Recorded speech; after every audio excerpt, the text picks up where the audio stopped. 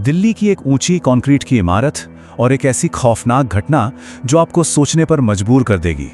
आज के इस एक्सप्लेनर में हम एक रोंगटे खड़े कर देने वाली माइक्रो फिक्शन घटना की गहराई से पड़ताल करने वाले हैं।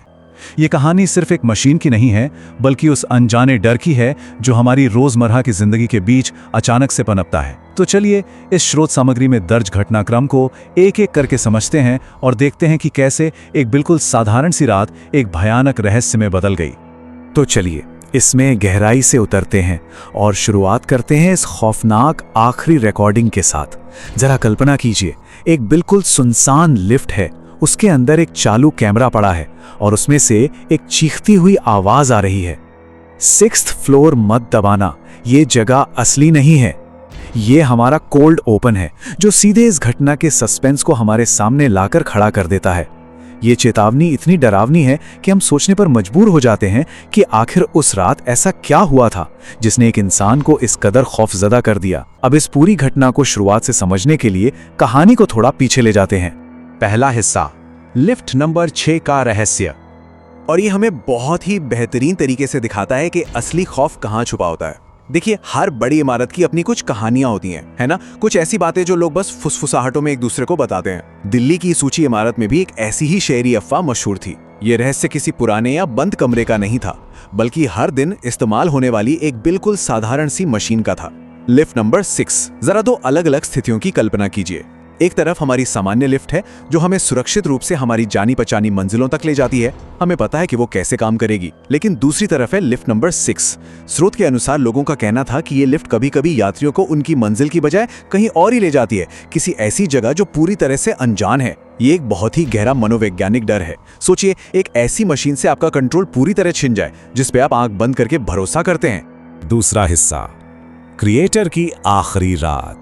अब बात करते हैं राहुल की, जो एक हॉरर क्रिएटर था। उसका काम ही इन रहस्यमयी कहानियों और शहरी अफवाहों की सच्चाई खोजना था। उसने तय किया कि वो खुद इस खौफनाक लिफ्ट का टेस्ट करेगा और इस पूरी प्रक्रिया को अपने कैमरे में रिकॉर्ड करेगा।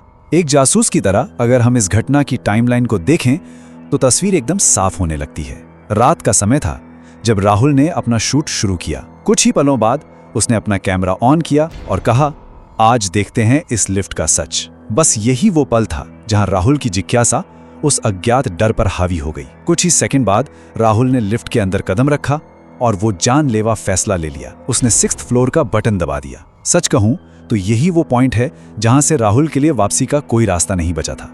तीसरा हिस्सा, सी का खौफनाक मतलब।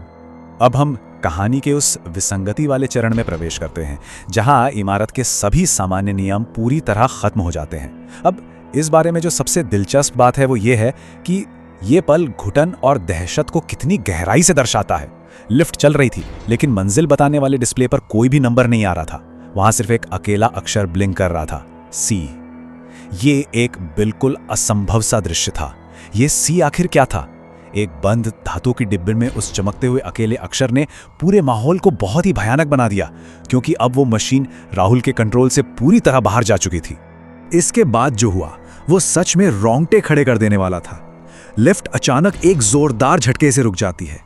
दरवाजे खुलते हैं, लेकिन बाहर कोई रोशनी नहीं है, कोई गलियारा या इमारत का कोई हिस्सा नजर नहीं आ रहा। वहां सिर्फ और सिर्फ मुकम्मल घुप अंधेरा है। स्रोत सामग्री इस शुद्ध अंधेरे का उपयोग एक गहरा मनोवैज्ञानिक डर पैदा करने के लिए करती है। ये एक ऐसा पल है जहां इंसान की सारी इंद्रियां सुन पड़ जाती हैं और उसी गहरे अंधेरे में राहुल को एक खौफनाक एहसास होता है। उसे पता चल जाता है कि उस अंधकार में वो अकेला नहीं है। और तभी उस घने अंधेरे में से एक अनजान, न दिखने वाली सत्ता की आवाज गूंजती है, तुम गलत जगह आ गए हो। ये एक चेतावनी थी जिसने राहुल की पूरी वास्तविकता को उसी पल चकनाचूर कर दिया। ये वाक्य इस बात का पक्का सबूत है कि लिफ्ट नंबर 6 की वो अफवाहें 100% सच थीं। स्रोत के अनुसार राहुल पलटा, लेकिन तभी बहुत ही भयानक तरीके से दरवाजे जोर से बंद हो गए। इसके बाद क्या हुआ, यह उस अंधेरे के पीछे ही हमेशा हमेशा के लिए दफन हो गया। चौथा हिस्सा, आखिरी चेतावनी। आइए आगे बढ़ते हैं और देखते हैं कि ये सब कैसे जुड़ता है। अगली सुबह जब इमारत के बाकी लोग जागते हैं तो सब कुछ बिल्कुल नॉर्मल लगता है, जब तक कि लिफ्ट नंबर 6 के दरवाजे नहीं खुलते। सबूतों की इस खौफनाक श्रृंखला पर जरा ध्यान दीजिए। पहला कदम, लोगों को पता चलता है कि राहुल पूरी तरह से गायब हो चुका है। उसका कहीं कोई अता पता नहीं है। दूसरा कदम, उस लिफ्ट में सिर्फ एक ही चीज बची है, राहुल का लावारिस छूटा हुआ कैमरा।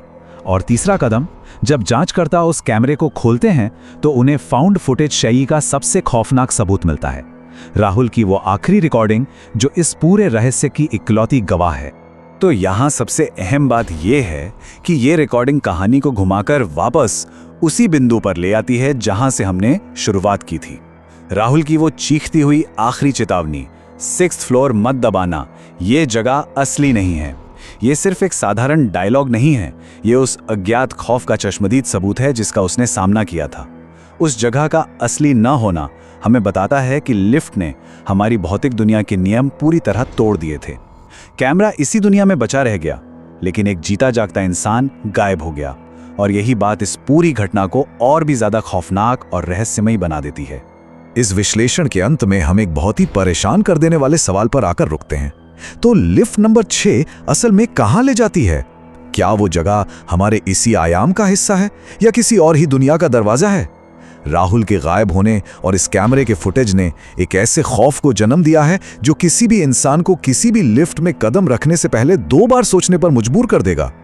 ये स्रोत सामग्री हमें ये सोचने पर छोड़ देती है कि क्या हर धातु के दरवाजे के पीछे हमारी जानी पहचानी सुरक्षित दुनिया ही मौजूद है या फिर कुछ और। इस रहस्य पर जरूर विचार कीजिएगा।